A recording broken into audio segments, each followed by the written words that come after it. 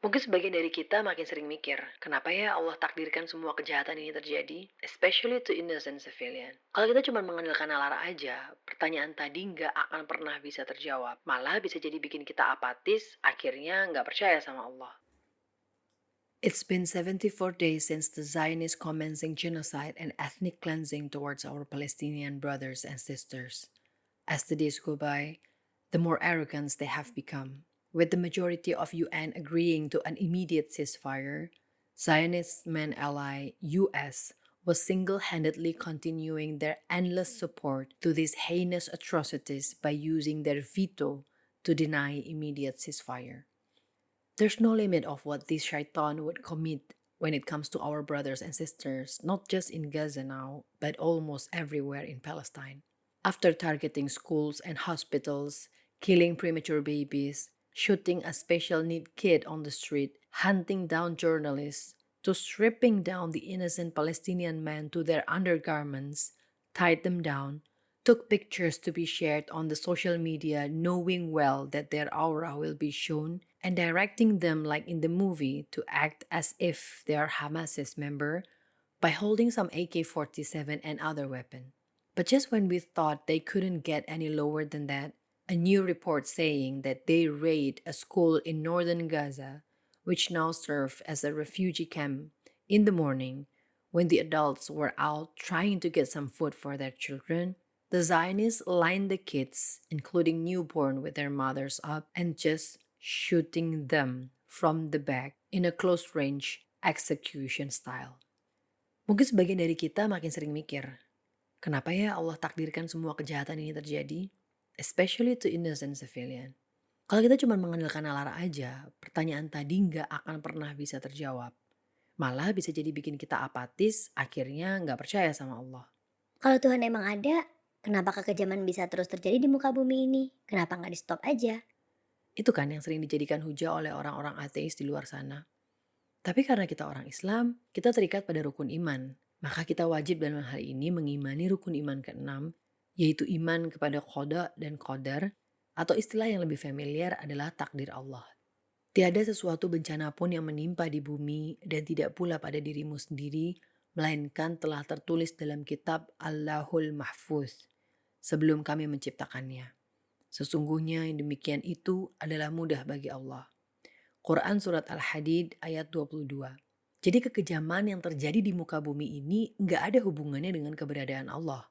Karena kejadian pembantaian dan pembersihan etnis di Palestina selama 75 tahun, especially this last few months, is something that meant to be happen.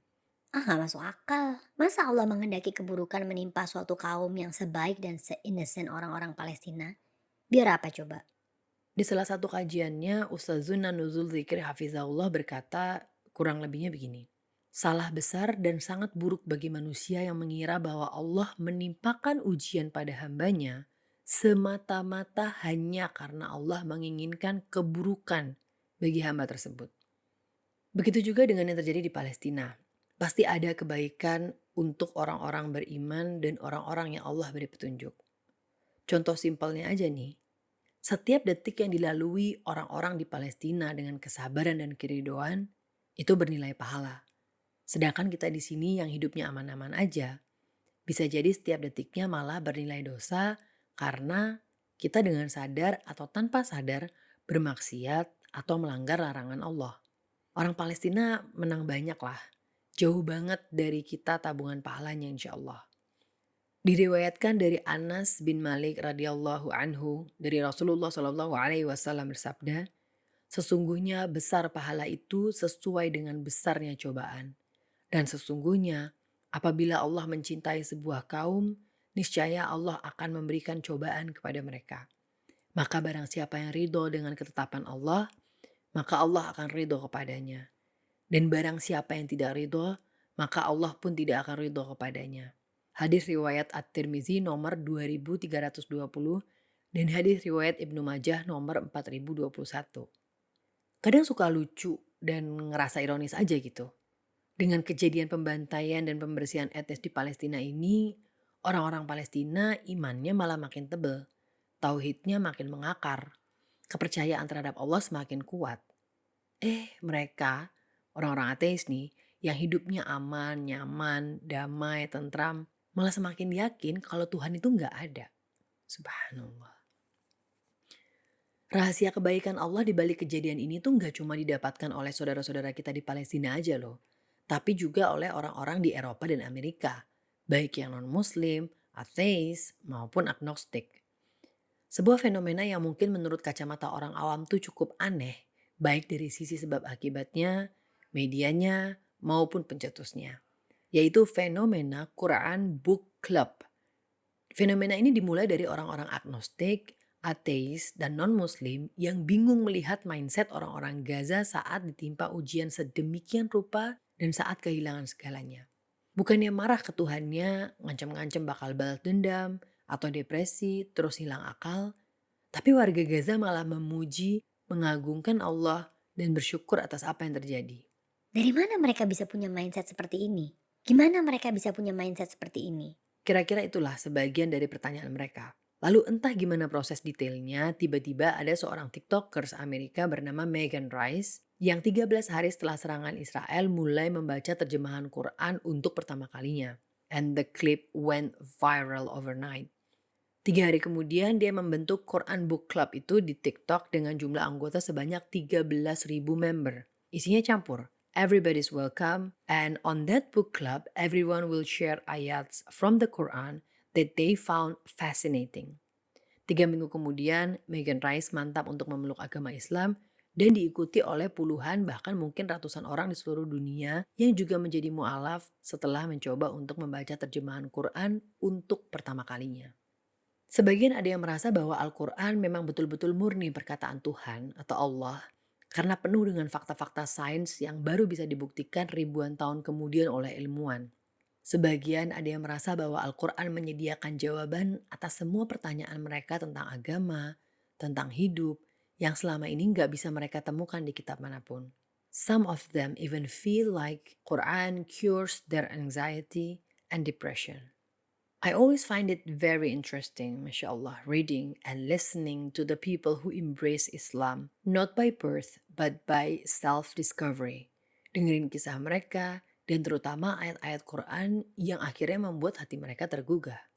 So, I compiled top 3 ayats in the Quran that were mentioned in the Quran Book Club on TikTok. Ayats that make some of them embracing Islam. Ayat number 1. Surat Al-Anbiya ayat 30. Dan apakah orang-orang yang kafir tidak mengetahui bahwasanya langit dan bumi itu keduanya dahulu adalah sesuatu yang padu. Kemudian kami pisahkan antara keduanya. Dan dari air kami jadikan segala sesuatu yang hidup. Maka mengapakah mereka tiada juga beriman? Sekarang kita lihat tentang teori Big Bang. Teori ini menjelaskan bahwa alam semesta yang kita kenal berasal dari titik tunggal dengan panas dan padat yang tak terhingga, hingga titik tunggal ini mengembang dan merenggang dengan kecepatan yang tak terduga dalam 13,8 miliar tahun dan terus berkembang menjadi alam semesta yang kita kenal sekarang. Dan teori Big Bang baru ditemukan pada tahun 1927. Surat Al-Mu'minun ayat 14. Kemudian air mani itu kami jadikan segumpal darah.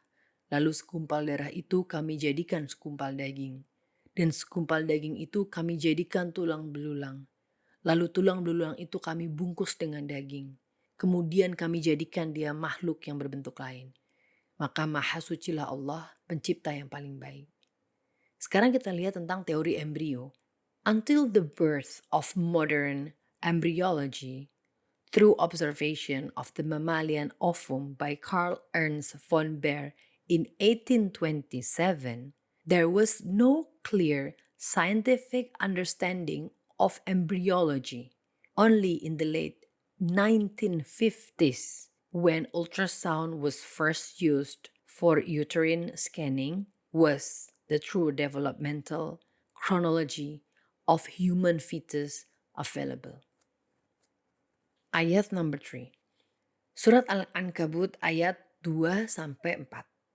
Apakah manusia itu mengira bahwa mereka dibiarkan saja mengatakan kami telah beriman, sedang mereka tidak diuji lagi? Dan sesungguhnya kami telah menguji orang-orang yang sebelum mereka. Maka sesungguhnya Allah mengetahui orang-orang yang benar dan sesungguhnya Dia mengetahui orang-orang yang dusta. Ataukah orang-orang yang mengerjakan kejahatan itu mengira bahwa mereka akan luput dari azab kami? Amatlah buruk apa yang mereka tetapkan itu. Ayat ini menjawab pertanyaan sebagian besar non-muslim dan para ateis yang tertarik dengan mindset orang-orang di Gaza.